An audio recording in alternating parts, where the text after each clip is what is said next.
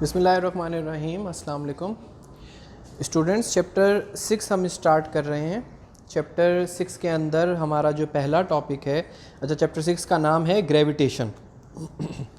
और चैप्टर 6 का जो पहला टॉपिक रिड्यूस्ड के हिसाब से हमारे पास है वो Newton's law of universal gravitation है।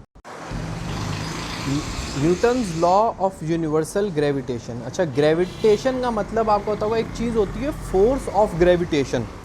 ठीक है, फोर्स ऑफ ग्रेविटेशन का मतलब ये है कि जो हमारा वेट है, जो हमारा वज़न है, आपको पता है वो एक फ़ोर्स है। ठीक है, वो फोर्स किस वजह से हम इंसानों में या किसी भी चीज़ में जो दुनिया में है उसमें वेट कैसे प्रोड्यूस होता है, या वेट क्या किस चीज़ को बोलते हैं कि दुनिया हर चीज़ को अपनी तरफ खींच रही है। आप लोगों को सुना होगा।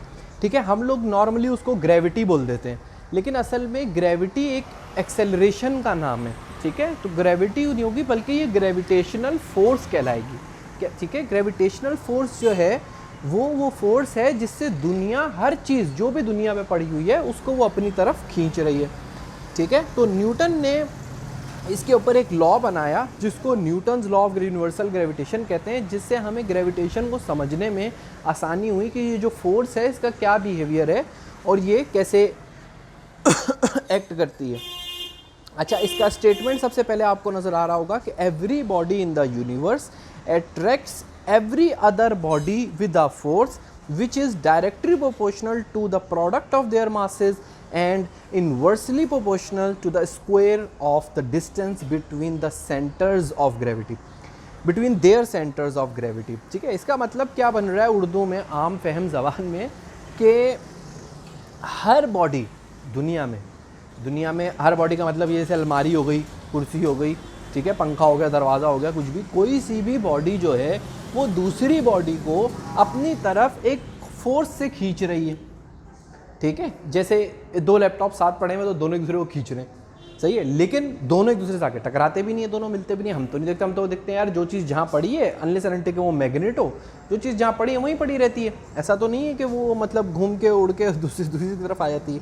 उसका रीज़न क्या है कि वो क्या कह रहा है, देखो इसी के अंदर उसने उसका भी जवाब दिया है कि with a force which is directly proportional to their masses. सही है, कि वो जो फोर्स होगी वो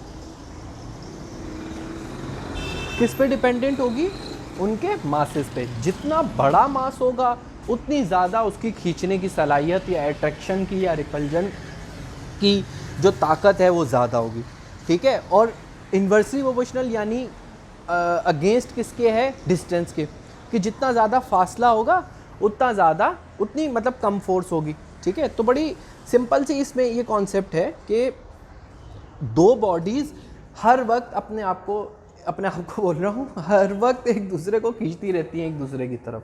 ठीक है, और जो उनकी जो ये फोर्स है वो डिपेंड किस पे करती है कि उनका मास कितना बड़ा है। जितना बड़ा मास होगा उतनी ज़्यादा फोर्स होगी। और दूसरी किस चीज़ पे डिपेंड करती है, डिस्टेंस पे, कि करीब होंगी तो डिस्टेंस करीब होगी तो फोर्स ज़्यादा होगी और दूर होगी तो फोर्स कम होगी। इसीलिए आप देखो कि सन जो है वो बहुत बड़ा मास है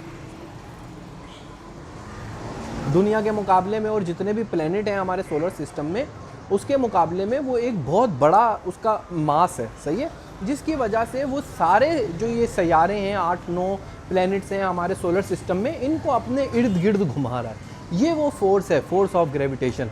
ठीक है, इसी तरह दुनिया जो है वो चांद को अपने इर्द गिर्द घुमा रही है। वो कैसे घुमा रही है कि दुनिया चांद से साइज़ में बहुत बड़ी है।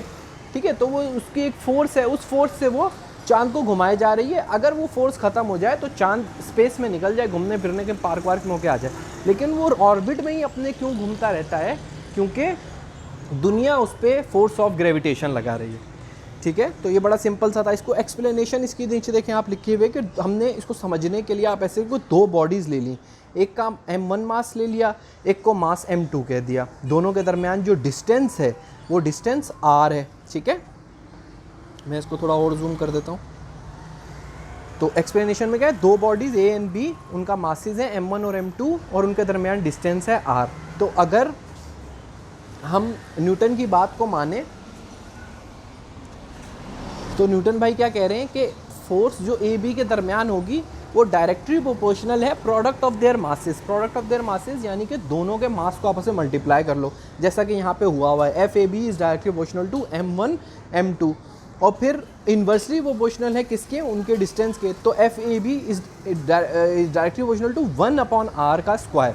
उनके दरमियान जो डिस्टेंस होगा दोनों के r, उसका स्क्वायर जो है वो डिवाइड में आएगा, और जो m1 m2 उनके मासेस हैं उनको मल्टीप्लाई करके वो न्यूमिनेटर में आएंगे। तो दोनों को अगर हम कंबाइन कर दें तो ये बन जाता है F A B is directly proportional to m1 m2 upon r का स्क्वायर।